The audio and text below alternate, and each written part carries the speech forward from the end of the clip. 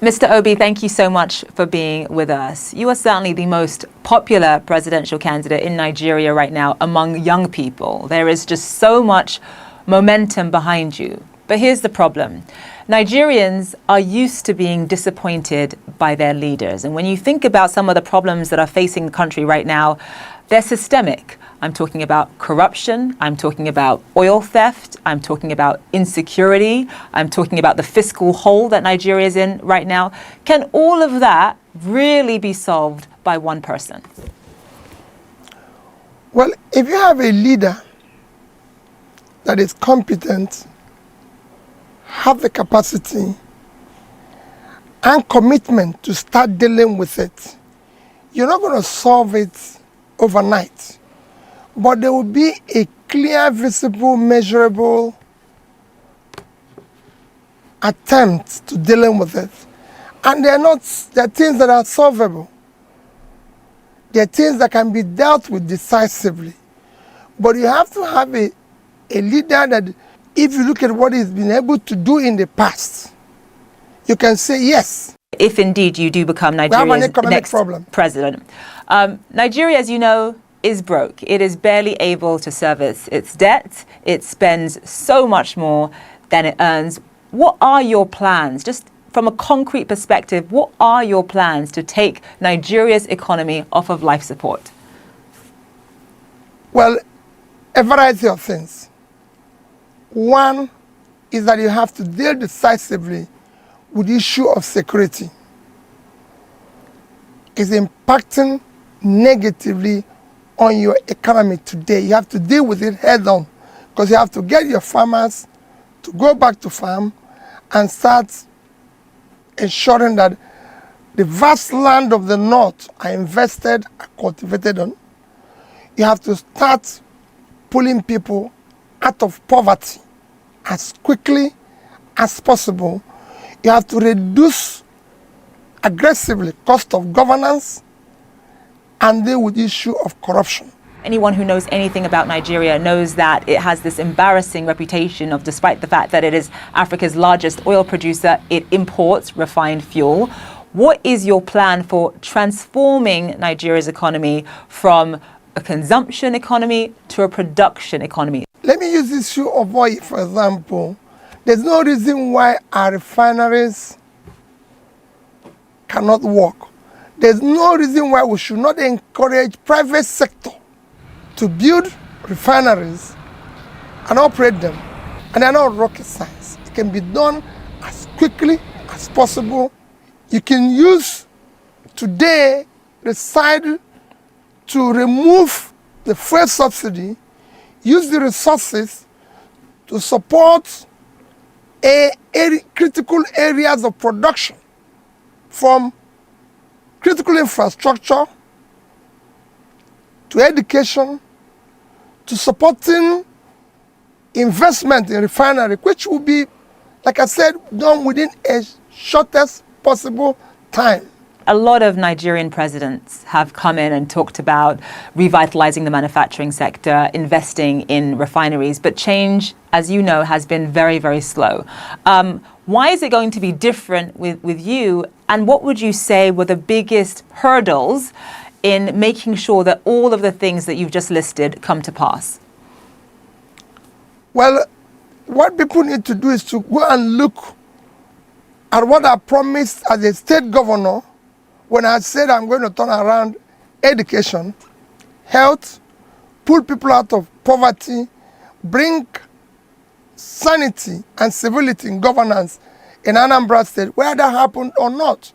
When I said we're going to save money, did we do that? I want to talk about one of the other sort of major issues that Nigeria is grappling with right now, and that is, of course, violence and insecurity. You can barely travel from one part of Nigeria to another without fearing for your life. And I'm talking about kidnapping, I'm talking about banditry, I'm talking about terrorism, I'm talking about Boko Haram. What is your plan for that? You know, I did say that initially, that what we need to first head on is issue of security.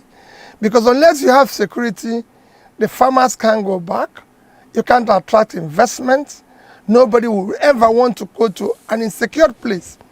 And you can deal with that.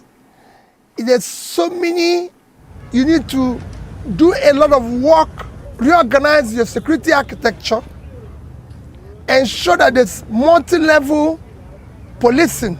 Issue of state police has to be decisively dealt with.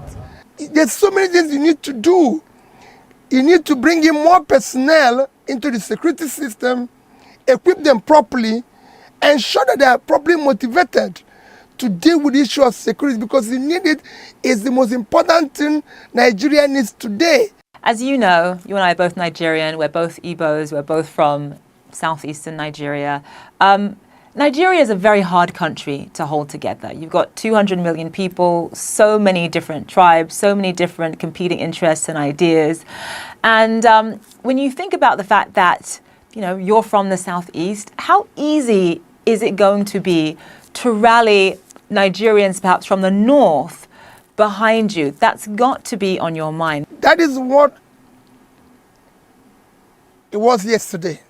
Another problem, because we have been able to elect people based on ethnicity, religion, my turn, connection, or one form of bias or the other, which brought us to where we are, or structure, which I always say structure of criminality. That is what we want to dismantle now and ensure that the next election is based on character, capacity, competence, commitment to do the right thing. Nigeria is now not just in a physical mess, it is at the last stage to collapse. The people in the north don't have a secure place. They don't have good roads. They don't buy bread cheaper than people in the south. So is the people in the south. So all you hear about the ethnicity, religion, connection, my turn, is elite conspiracy to keep Nigeria underdeveloped. But now we've reached the edge. We can no longer continue this way. Mr. Obi, thank you so much for joining us on the program. Thank you for having me. Thank you. He's a wealthy businessman with a penny-pinching reputation, and he's shaking up the Nigerian electorate as he takes on two political heavyweights ahead of the country's presidential elections. You have nothing to fear. Young people in the country say they are desperate for good governance amid concerns about high inflation, a depreciated local currency, and kidnapping for ransom by bandits. And 61-year-old Peter Obi appears to be a messiah of sorts for this generation, aged 24 and below, who make up around 32% of the population, according to the United Nations Population Fund. Wayumi Lube is 24 and is one of the organizers of a movement supporting Obi known as Obidients. The Obidient movement is pretty simple. We're just a group of frustrated Nigerians who want good governance. It's as simple as that. And we are running for presidency. Each and every one of us in the Obidient movement is running for presidency through Peter Obi.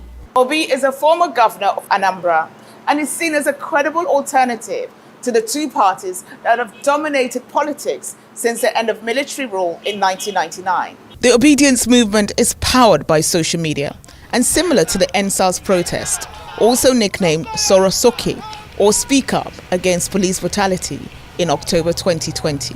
The Obedience movement continues to gather pace and gain momentum. We must force free and fair elections on INEC and Tinubu in 2027. We must force it. If we don't force it, then forget it. No need for any elections. The only option, and it's clear that Tinubu wants to continue beyond 2027 as president of Nigeria. He wants to. And he knows it, that in a free and fair election, He doesn't stand a chance. So the signs are there. He's not interested in a free and fair election. So if any candidate, Peter Obi, whether acting as an individual candidate or in a coalition, if he's to have a chance to be sworn in, if he's to prevent being rigged out again, then we must force free and fair elections on INEC. Electoral reforms alone will not do it. There are 4 solutions that we can use to force INEC to conduct free and fair elections. 4 solutions. I'll leave links to the 4 solutions in the description. These 4 solutions, if we implement them even 50%, then rigging in election in Nigeria will be a thing of the past, gone and forgotten. Not even a 5-in-1 Tinubu will be able to rig 2027. Yes, 5-in-1 Tinubu. And I'm talking about Tinubu being the presidential candidate of the APC, Tinubu being the INEC chairman himself, Tinubu being the head of thugs and agberos, Tinubu being the head of the judiciary, and Tinubu being the head of the security agencies. These are the 5 elements that you need to successfully carry out rigging in Nigeria. Now, if we put these 4 solutions into play, a 5-in-1 Tinubu cannot rig elections, because these solutions, they guarantee 100% election transparency. And that is the foundation for free and fair elections. Let's not get distracted. Tinubu knows he can't win a free and fair election. He knows. It doesn't look like he's planning to have free and fair elections. Just take a look at what he's doing with INEC. Take a look at what he's doing with the governors. Take a look at what he's doing in Nigeria. He knows his only option, if he wants to remain in power beyond 2027, now to rig. Now there is the issue of, coalition. I am happy that the coalition is taking shape. Finally, Peter Obi has come out to announce that he is for the coalition. In fact, he has even openly declared his willingness to do only 1 term so that power can return back to the North after 2031. He has declared that willingness. And he has also declared willingness to work with El-Rufai. And I believe that will be a game changer. That improves his chances a lot. But, and there is a big but, all of these coalition talks will only yield fruits if there is free and fair election in Nigeria. This is 2025, and we're talking about Tinubu, not 2015, and certainly not a Goodluck Jonathan. Goodluck Jonathan was free, gave INEC a free hand, and whatever happened in 2015 happened. In 2025, as we build up to 2027, do you really and honestly think that a Tinubu will give INEC free hand to conduct free and fair elections? Does it look like it? We already have an INEC that is under the thumb, the control of the APC and Tinubu, an INEC that is now becoming clearly partisan. Do you think that even if we had electoral amendment, that this INEC or the INEC under the next appointee of a Tinubu will give us free and fair elections? Give us? No. Can we take it? Yes. We must force free and fair elections on INEC and on Tinubu in 2027. And there are 4 solutions to do just that. But we can only do it if we do it together. This is not the time to be acting individualistic. No. This is not the time to bother yourself. Oh, is it my solution? Even if you want to build your solution, we will support you. But make sure that it is along these 4 lines. We are deweaponizing poverty. We are deweaponizing impunity. We are deweaponizing political parties. They have been weaponized. And we are deweaponizing voter apathy. So, along these 4 lines, we must act to make sure the 2027 election is free and fair. So, what are the solutions? First and foremost, electoral reforms. Yes. But after we get electoral reforms, is that the end? The answer is no. We must take it a step further. In fact, 3 steps further. We must add parallel, electronic, real-time polling unit results transmission, collation and display. Real-time. Parallel to whatever we can get INEC to do. Parallel. We have the application. It's Election Watch. But we need the people, polling unit marshals. How many polling units do we have in Nigeria? 189,000. Round that off to 200,000. Multiply it by 3. So we have at least 3 polling unit agents per polling unit. And each of these polling unit marshals will enter the results from the polling units. And immediately, election closes on election day. Immediately. I'm not talking about 1 hour later. No. Immediately, election closes, results are counted from the polling unit. We have the result for the whole Nigerians to see on our web portal. We have it. But we must work together to achieve this. We need you to volunteer to become a polling unit agent. This is not a partisan solution. It is not.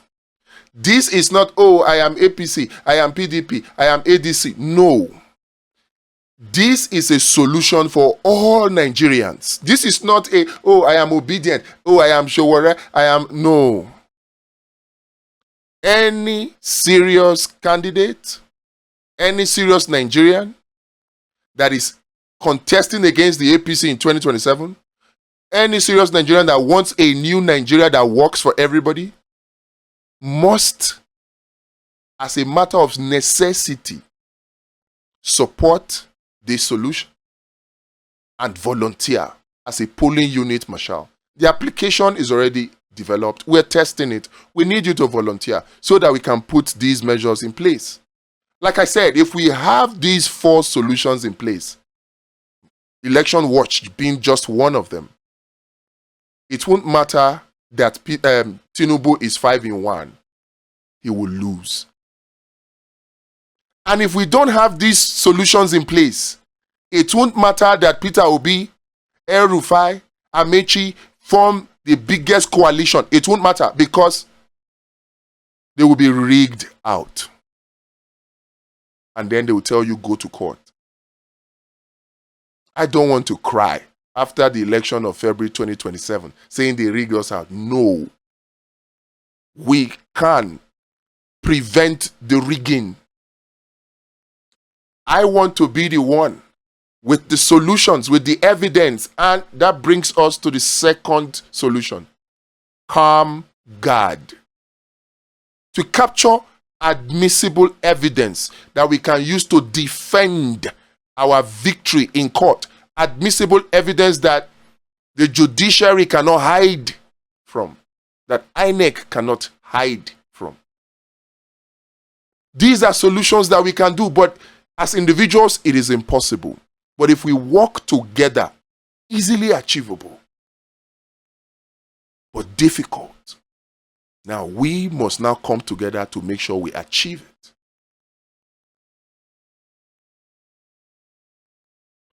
Tinubu knows that his only option to continue beyond 2027 is to rig. And he's not hiding it.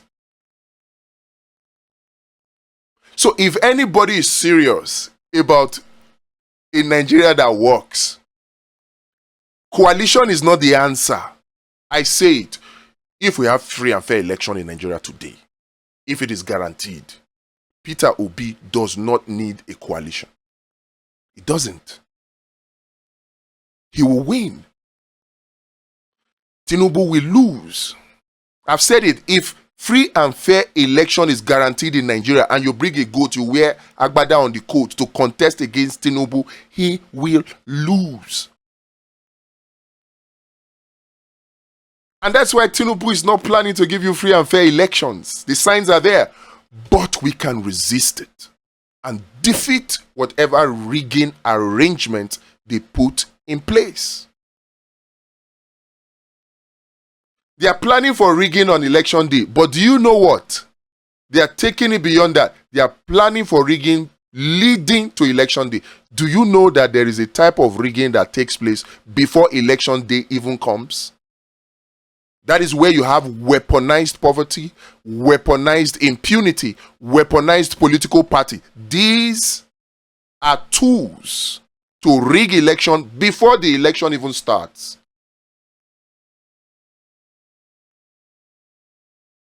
And the whole aim of these weaponized political parties, weaponized impunity, weaponized poverty, the whole aim is voter apathy. Such that the only few viewers that come out, voters that come out to vote, they are buyable. So they are using these tools to prime Nigerians for voter apathy and for vote selling and vote buying. So we cannot just focus on only election day and say we have done the job. No, we've done the job for election day.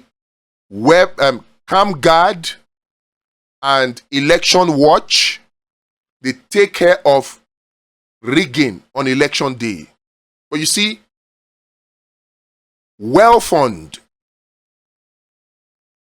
Law Patrol, and Abundance Party, they take care of rigging leading up to the election day.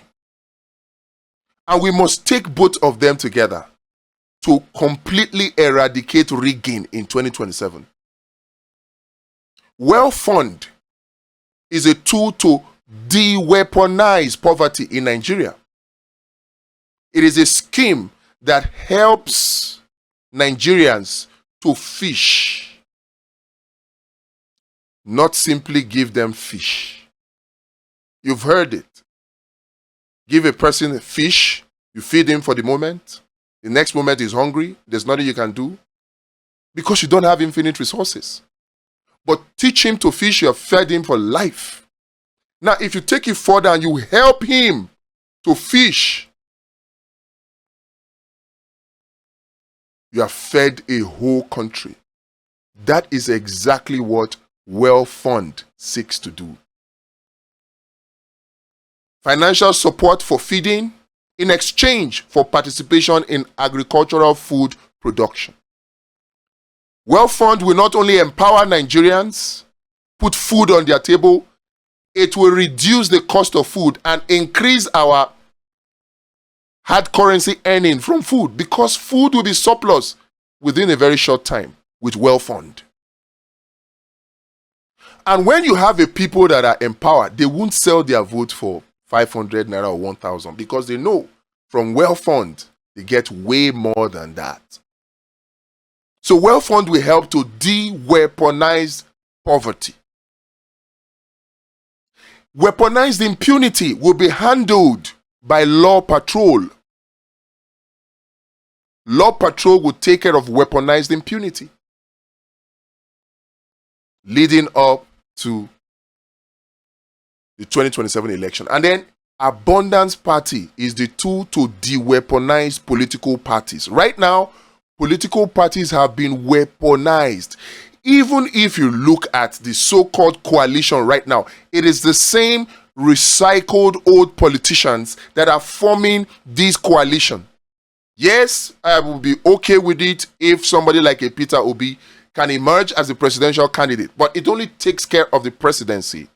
What about those at the National Assembly, those in the state, those in the local government?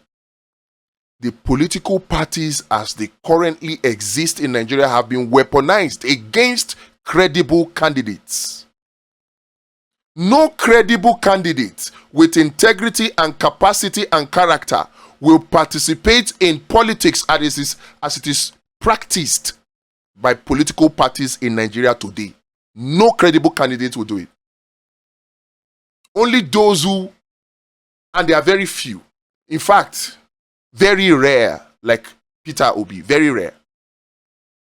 How many of you Nigerians can take 100 million naira to go and buy form to become president of Nigeria?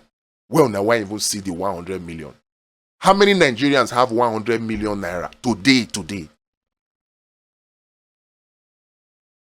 And it's not only 100 million naira. 100 million is just for form. There's expression of interest too. Then you now talk about money to buy delegates.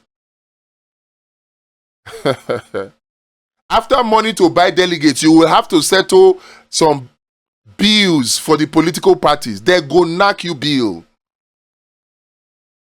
And after that, you have to now start thinking about how you are going to spend money on some people at INEC, spend money on some people in the security agency, spend money on some people to buy votes and all that. Before you know it, to become president, you are looking at 20 billion naira. Number one, how many Nigerians can afford that? And in any case, why would you think that somebody will spend 20 billion naira to become president and then the person will come and care about you? When his official legitimate salary is not up to even 100 million or 1 billion. He must steal. So the political parties as they currently exist have been weaponized against Nigerians. So we must de-weaponize political party, and a tool to do that is the Abundance Party of Nigeria. These are the tools. But the one that is very critical right now is the election day solution to stop rigging. And that's Election Watch, which needs you to volunteer to become a polling unit marshal. It's at no risk to you. I know many of you are afraid. Yes, you don't want a situation whereby you talk and then they come and remove the food from your table. I can understand that. But this does not put you at risk. You are not at risk of being shot. You are not at risk of losing your source of livelihood. No risk to you. But at the end of the day, you stand to benefit from a Nigeria that works, where you will be able to earn much more than you are earning today. So no risk. There is 100% anonymity when you volunteer as a polling unit marshal. 100% safe. But the impact of your action will be felt years to come, because it will birth a new Nigeria that works for all of us. Join us to accomplish this task. The links are in the description. We are testing it right now. Help us to test it.